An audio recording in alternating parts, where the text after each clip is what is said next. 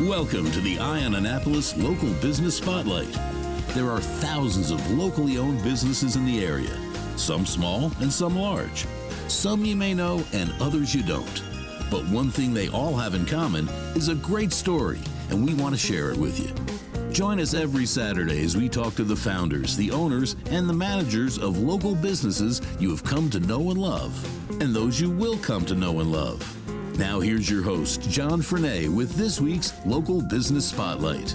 Well, any of the noise that you're hearing in the background is from Bean Rush Cafe here in West Annapolis, which is always hustling and bustling, as it should be, because it's a great little coffee shop.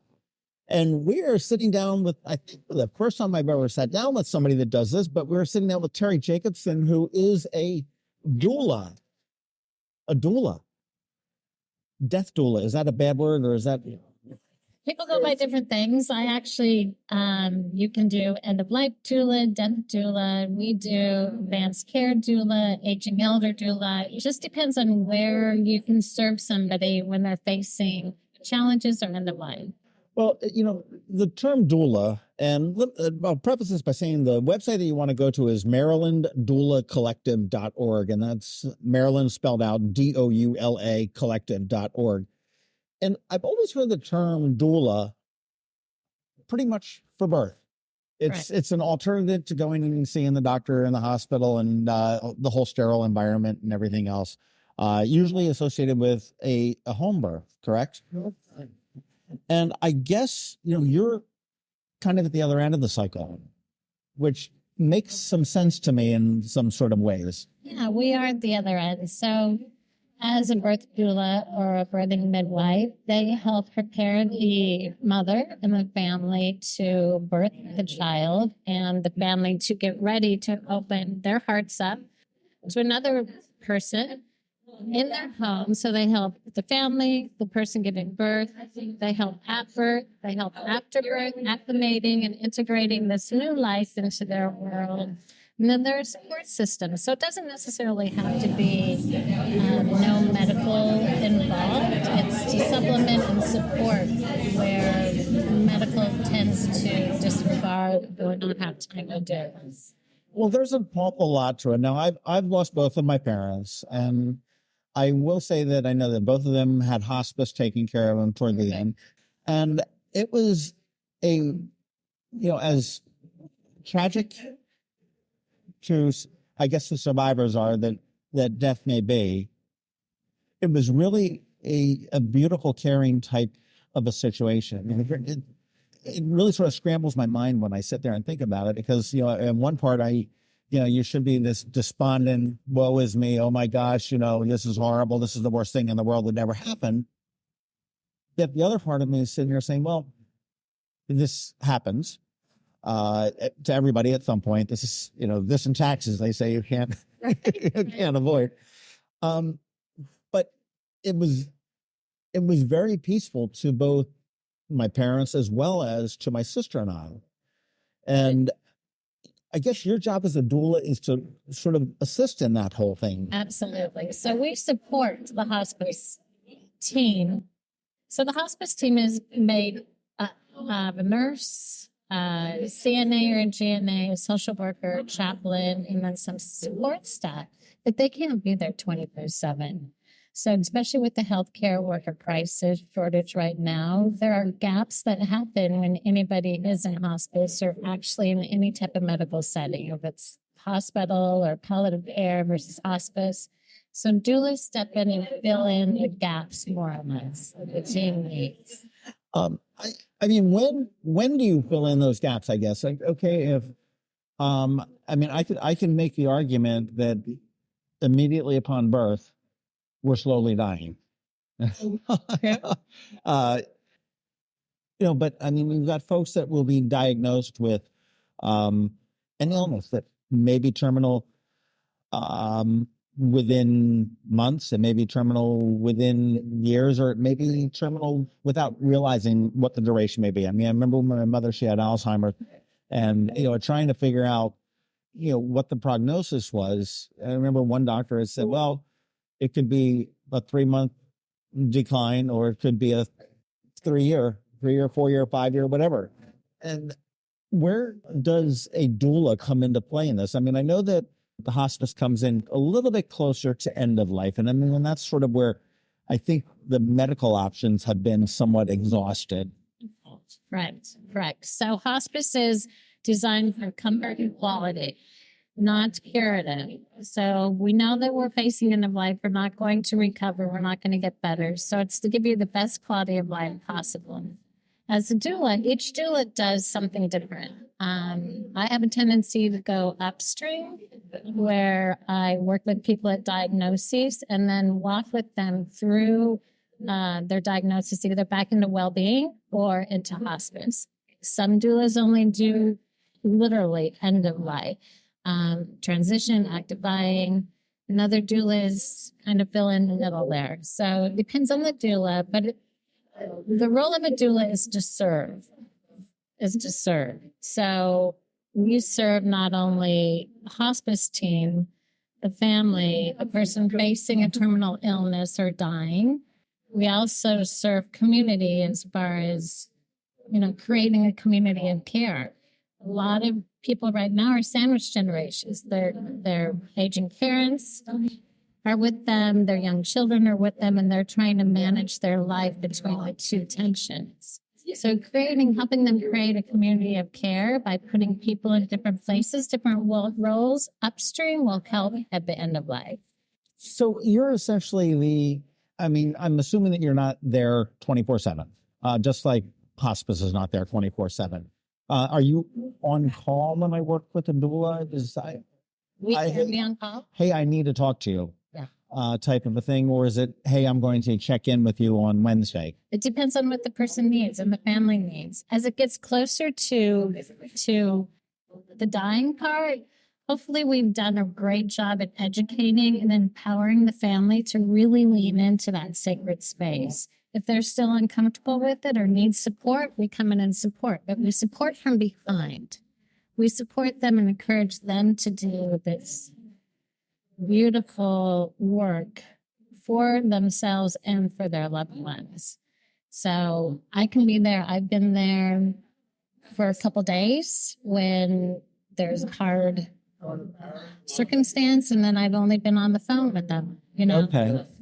So really, it's unique. As death is unique to each of us, so is the journey. Well, I guess you see all sorts of family dynamics in your work. I mean, there's probably some that are just so very peaceful with this, and let's let mom or dad just go on to wherever they're going on to very peacefully. And then there's the bickering and the fighting, and so there's all sorts of different ways that people deal with the news on that. And I mean, I guess that's where you really shine, in that you are able to identify and based on your experience, know exactly how to sort of massage that to make it the best outcome for everybody. Because I got to think that for a dying person, the last thing in the world they want is just to see this chaos among their family. I mean, I'd be the one to be like, oh yeah, no, I'm not going yet. I've got to whip you guys. I've got to whip you guys into shape. That happens, people hold on until there's calm and peace. And that's why you want to go as early as possible. And you want to do the work of dying and death as early as possible. So you don't have all these triggers happening, trying to process something that should have been processed years ago. We're death phobic, period. We don't like to talk about it. We don't think that we're going to. We do everything we can to look younger, act younger, stay younger. And by having early conversations about dying and death and disease, doing your advanced directives, your advancing your planning, even your ethical wills and all of that, helps prepare your heart for what's to come. You're so right in that. And then I know, again, my mother had suffered with Alzheimer's for a while. And I remember when she ultimately passed, people were like, how are you so nonchalant that your mother died? And my answer was that because of Alzheimer's, my mother had started to die 10 years ago. And that's why they call it the long goodbye. Yeah. And as it got there, and I mean, through the time as it got worse, when she didn't recognize me, and you had to remind her to swallow, and you knew that there wasn't a whole lot of time. You didn't know what the time was, but I really mourned that death through that. I mean, it was and when my father passed, who actually passed in, we'll say old age for lack of a better word, it was a shock that it happened, but it seemed like the mourning period for me, and again, everybody is different, was a lot shorter. It was like, oh gosh, okay, well, he was 93, and the whole 9 yards, and it was supposed to, and it was somewhat of a finite period. I know my mother was years and years and years. And it's not that I don't, you don't think about them or anything like that. It's not out of sight, out of mind type thing. But there's just so many different ways that people will deal with that. Right. So there's a great book called The Four Things That Matter Most by author by Ira Baya. I recommend it to all my clients and everybody who I talk to, because it's super important to have things said and heard at the end of life, before the end of life, that helps soften the breath and allows for exiting on both sides. So we're not clinging to things. So it could be that with your mom, because she had a form of dementia and was no longer able to really express, I'm assuming, anything or respond to what you say, then there could have been a lack of closure on that side. So the four things are: I'm sorry, please forgive me, thank you, and I love you. Sure. And then, we kind of take it further and say it's okay to go. Listen to the person and what they're worried about. We'll take care of Jane. Right, with somebody with special needs or, a situation. Right. So I specialize in patients with people with dementia, and it's a different, but sometimes harder goodbye. Even though you've processed it a long time, there's not an opportunity to say those things. Whether they know it or not. Now, there are ways that we do that. I coach people to have those conversations and respond for the person, to connect heart to heart, as opposed to meeting the listening part and respond. So that's beautiful. It's kind of a thing. That's beautiful. What's the biggest misconception that people have? I mean, I've got an idea of what I think it is. I want to just sort of see what you... I don't know. I mean, I can kind of go woo-woo on you on this. So I think for me, the most misconceived is that it's over, is that relationship ends. And people cling because of that.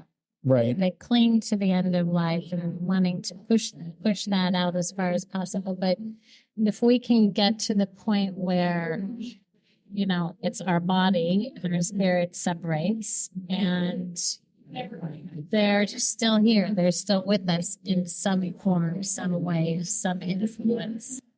Yeah, my thought was that it doesn't have to be a tragic situation. It doesn't have to be a bad death. Yeah. I try to not. Everybody's death is their own death. It's their journey. And some, what we call good death, there is no death that's good, because it creates grief and mourning and sadness and sorrow. It can be a gentle death. It can be a frustrating death. It can be a torturous death. But it's not for us, a doula, to change it, fix it, improve it. We're there to support it and see any missing pieces that could assist that person in having a more peaceful, softened death through reconciliation, through releasing regrets and remorse. How do you guys, I mean, you are not doing this out of the kindness of your heart. This is a career for you. I mean, is this something covered by insurances? So this is a family-borne expense? Yeah, it's a private pay situation. Most doulas have a sliding scale. So a lot of what doulas do and what I do is there's a bucket for people that cannot afford the service. So we've never turned anybody away, ever. Well, I mean, because it is a calling. You know, it is. I mean, I can see in your eyes that there is a love for this, and I also see that you're healthy, so therefore you're eating. Okay, so at some point there's there's the ability you've got to feed yourself and take care of your family. How did you get into becoming a doula? Where did the background come from? Story. I really think it was modeled by my mom. She had a tendency to take on solo agers. We have a ton of solo agers right now. 27% of the population are solo aging. They have nobody to take care of them. So my mom modeled for me at a very young age, taking care of people that didn't have children in their dying, older, aging years.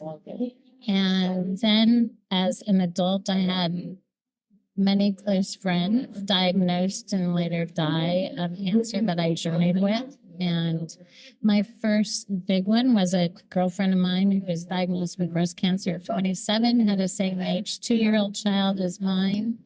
And we did, I think it was like 190 hours of DVD video messages to her son that went from potty training, congratulations, potty training, all the way to him potty training his kids. And it was absolutely beautiful. It was hard. It was gut-wrenching. It was super sad at moments. But it also created a soft spot for her because she didn't want to be forgotten. She adored her son. And this allowed her to express her love and for him to receive it over the years. Well, you talked about your friend that was in her 20s. I've got to imagine with what you experience on a daily basis, and some of it, life is not very fair sometimes, it seems, and you have to distance yourself from that to a degree. But I imagine that some of it is sometimes you've got a patient. Was that what are they referred to? Client, patient? Yeah, friend. Yeah. Friends that really sort of tug at your heartstrings. I mean, you get maybe a child that, that had a very brief life, or a young adult in the prime of their life, or whatever. I mean, how do you reconcile that as a doula? I mean, to me, it would be nearly impossible to distance myself on that. I mean, I could not go home and, well, Wheel of Fortune on tonight. It's, how did have to, for me, and everybody does something different. I have a ton of rituals that I go through to acknowledge what is mine to hold and what is not mine to take. I leave what is not mine. I will always carry the emotion and the sadness of the situation, but I also make sure that I understand my boundary of where I stop and where they stop, and try not to. Sometimes you're right, it gets to you, and that's when you really have to be heavy into your practice and your rituals. I do a lot of rituals. I love fireplaces. Okay. I love to sit there and take all my cares or all my worries and just give them to the fire and let it take them away. And just watch it burn away. Let it burn away. Or if I don't have a fire, I do a candle. So those practices help remove it, because what we don't want to do, what we don't want anyone to do, is hold it. Sure. No, it has to move. You have to move it. Emotion needs to move. It's energy. So you move it into a better place. Yeah. I think I know the answer to this now, but I'm going to throw it out there anyway. What's your relationship with the families as they're going through this process and after the loved one passes? Does that continue? I mean, most often. I've got to imagine to have somebody holding my hand, which I did not have. I mean, I had, hospice to a degree and everything else, but, when my parents passed, I'd imagine that you probably almost become a de facto kind of family member. And that may just be for a period of weeks or months or a year or so. You're exactly right. You're exactly right. And some people, when they're done, they're done. But the majority of people, as a doula, you support them through the bereavement also. Fools often. And I have found that it probably is a year to a year and a half that the separation begins with the family and myself. but it never really ends. And I still will get a text I got a text last week from a gal that I journeyed with her mom 5 years ago. She said, was just sitting on the beach thinking about you and thankful. And It's weird how the mind works like that. 5 years later, it's like, I wonder how Teri's doing. what she's why Yeah. lift the tap on the shoulder to make that. She was an important part of my life 5 years ago. I need to reach out. The mind is bizarre. But it's a connection. It's an energy connection that never really dies. I don't think, just like it doesn't die when our parents die, or our grandparents die, or our child dies. It's a part of us. It's a part of our DNA, and something will trigger it to think about it.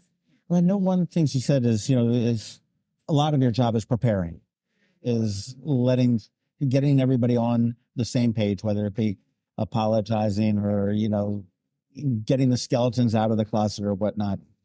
When is the appropriate time to enlist a doula to help out? Healthy? Seriously? Yes. Okay. When you're in wellness, that you can do this work and think about what you want at the end of your life. Who do you want there? More importantly, who don't you want at your bedside? And get it down in writing and get comfortable that you are going to die. And share that with your family so you have these discussions in wellness. There's no sorrow or clinging or, you can plan what you want. You can prioritize your life. You can create a conscious living, conscious dying document that is your guide until you need it. Do you get involved into the nuts and bolts of dying? I mean, as far as, okay, you need to get a will, you need to get a trust, you need to sign the DNR order, is that something that you get involved with? We educate and we support and we encourage. Okay, so here is why you would need a DNR order. This is why you would need this. So the patient, the client, the friend can make their own decision moving forward. Yeah, so an advance directive, you explain what each document means and how each document gets placed. So an advance directive lets everybody know, especially your health proxy, of what you want if you would become incapacitated or end of life. Right. Your ethical will is done so that if you I've had people write letters years and years and years after their death to their loved ones and put them in a box. So if they would die in a car wreck, they have the messages they want for the people that they love. So we get involved, we don't prepare. There are some doulas that are lawyers that do prepare. I normally just send them to their attorney and have the estate attorney do all that. Okay. And as far as, after death, you said sometimes it's about a year and a half till it's really, for the most people, disconnected. But you're there grieving, mourning with the family as well, and just helping them work through their own processes. Because some families want you there immediately. Some people, I had a woman who wanted me to stay the night with her for 2 nights after her husband passed. I've had people want me to speak at the funeral. I've had people. It's all very unique to each person. Are you typically, are you with somebody at the time of their death, or do you? I can be. I certainly can be. My hope and my goal as a doula, and I think most doulas would agree with this, is we want to empower the family to feel comfortable to be there. We don't want to be. We don't want to separate the person that they love and themselves during this sacred time. It's so difficult. And I've seen that myself. I know my mother, when she passed, I had seen her 3 days prior. She was down in Florida. I had flown down and came back. So I was not with her when she died. My father was a little bit of a different story. It's very difficult to do that. I have a horrible time when a pet, has to be put down as well. The difference. I know your mom was suffering from Alzheimer's, but what was the difference in your heart between being there with your dad, right, when he passed, and not being with your mom? Well, I think a lot of it was just that there's a distance. As we get older, and as children, our lives start to take shape. I mean, you got the marriage, the kids, the job, the career, and you're being pulled 19 million different ways, trying to figure out how to make this thing called life work for you. And at some point, then, as the parents go into the sunset, I felt a little bit of certainly guilt and remorse of not being there for my mother at that last, in the last hours. I was not physically in the room when my father ultimately did pass, but I don't deal with that very well, and that's just my own personal thing. I don't like funerals. I don't. Okay.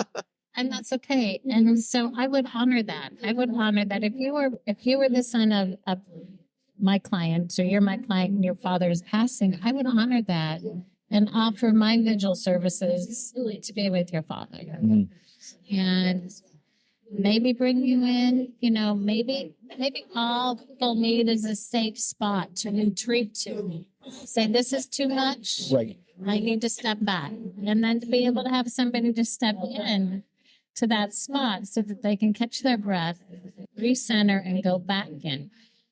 Everybody is very, very different. Your services, Teri, are, in hindsight for me, invaluable. I know when my grandmother passed and my grandfather passed and stuff like that, hospice, I don't think it was really known. I mean, I was a lot younger and a kid and stuff like that, but I mean, I don't ever remember hearing that term until I got to be an adult. So I don't know how old the concept of hospice is, but I know when both of my parents passed, it was just a very, very welcome organization and concept to come help, muddle through all of this. And I've got to think, you take that a step further. Okay, you removed yourself from the medical aspect of this. You somewhat removed yourself from the legal aspect of this, and the nuts and bolts. And we're all about the heart, the mind, and the caring aspect of this, which are the three aspects I feel that are probably the biggest roadblocks to somebody that is experiencing death with somebody else. So I've got to think that what you do is invaluable. We used to die, and I thank you for that. I believe it is too. I actually believe it's coming full circle. This is not new. We used to do this for thousands of years. A doula is not new to this. Yeah, that sounds like a very old term. To the way we used to do death. We did death in our homes with our families taking care of us, with our children running around. You can go back and look at, all the dying and death pictures. There's the children there. There's loved ones there. We would lay the bodies out in our parlor. In the living room, sure. The parlor became the funeral parlor, and the pat room in the house became the living room. So if you go back and track dying and death, this is not a new concept. It's actually the way that we're supposed to be doing things, community and village based. Is it a fairly new concept to our generation? To the modern world, yes. Yeah, to our generation, to the generation before, yes. I mean, it kind of changed when embalming came in. Okay. When the funeral homes started. I can give you some great books to read about it, but it removed death from our view. So when we removed death from our view, from our parlors, from our homes, and we started outsourcing the care of that, then we became distant from it. There was no reason, no need for you. So then we became like, it really doesn't happen, does it? It's certainly not going to happen to me. Right. And so we became adverse to even talking about it. Oh, no, the funeral parlor is going to do that. Oh, no, we're not going to watch the body. But we did 100 years ago. So bringing it back into this generation, especially with the baby boomers aging, there's not enough caretakers. And the families So my hope is to educate families how to do it. Because we're all doulas at heart. We're all doulas at heart. We just have to trust it. We have to bring it out. We have to learn it and listen to it, because we're not going to be able to take care of everybody that's dying in the baby boomers. You and I are both baby boomers. Sure. Obviously, we can go to MarylandDoulaCollective.org for some information. Do you have any resources or suggestions that you can offer to the people that are listening as far as just sort of to prepare? I mean, I know that in a sociology class in college, we had Dr. Kubler-Ross come in and speak, and she had a book on death and dying, I think was the name of her book. And Excellent book, still excellent. yeah, that was, I mean, it was old back then. But it's still true. And you know, that was an impressive book for me, and when I say impressive, I mean it made an impression on me. I think that that's something that people can probably take a look at, and I There are think so many different resources. I mean, I have my favorites. You know, Dr. Atula Wande wrote a book called Being Mortal. It's an excellent read. There's a special on it, a video, a 45-minute video clip. Eugene Miller is a palliative care doc. He started a company called Mental Health, METTLE, that is a great resource for people that are walking through. He does live Zoom meetings once a month for anybody to join and ask questions. He's big into the end of life. I think his book is called Beginner's Guide to Dying and Death, or something like that. Dying Well, Dying Wise, The Art of Dying. There's so many. you know, it's a fact of life that it is going to end at some time, and it sounds a little bit morose, a little bit morbid, and everything else. But I think the more prepared you are for it, the more you realize that it doesn't have to be this. And let's face it, there are some really tragic, you know, car wrecks and everything else that are really, you know, unfortunate, you know, accidents or happenstance that happens there. But doesn't need to be this horrible thing. And the older I get, the more I realize that it's really just another beautiful phase of your life. You certainly look at, people say, you know, with kids, what was like one of the best things? And people are like, oh, when they walked, when they talked, when they, you know, used the potty and stuff. And I'm like, well, mine was like when my kid could get up, make his cereal and watch TV and let me sleep in the morning. But, you know, it's just another memory, another phase. It's granted, it's going to be the last living memory that you're going to have.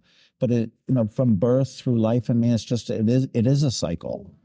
And I think talking about dying, talking about death, actually brings us into conscious living. It helps us live our life intentionally on purpose, accepting that we will die. Mm-hmm. So it people say it's morbid, it's yucky, it's all of that. But really, when you talk about it and you take it to heart that you're not given tomorrow, and you start living your life intentionally on purpose. And that's what we do what's called the best 3 months. And we go through the 5 domains of life and say, what do you want your life to look like? And then live intentionally with that. Sounds like you're a fan of bucket list. In a way, I'm a fan of being present and finding the slice of joy in everything, no matter how hard it is. And it's prioritize your life. It's not necessarily a bucket list. I want to go to Europe. I want to go to India. It is about, what do you want to leave behind? Who do you want to have with you? And really, what makes you happy? Because on your deathbed, that's going to be important. Because that's what you're going to be thinking about, your loved ones, if it's your child or your spouse, or your best friends. No, to sit there and talk about your intentional life that you've lived with them for the last 10 years since you did talk about dying and death. It can be a beautiful situation. And I thank you for bringing the service to the folks that need it. Again, if you wanted to get in touch with Teri, MarylandDoulaCollective.org, and that's Maryland all spelled out, DOULA collective.org is the best place to go for that. And You also work with Emma as well. So between the two of them, they can probably give you some great insight. I think you really hit the nail on the head, and that the more that we know about it, the more that we become comfortable with it, the easier it is to realize that it's not nearly the tragedy that we all probably like to think it is. Thank you. Thanks for listening to this week's Local Business Spotlight. Please make sure to visit eyeonannapolis.net for all your local news, events, and opinion. And in case you haven't already, please subscribe to the Eye on Annapolis Daily News Brief, where we bring you all the day's local news direct to your phone, tablet, or computer in about 10 minutes. It comes to you at 6 a.m. every Monday through Friday, and you can subscribe on Apple Podcasts, Google Podcasts, or wherever you get your podcasts.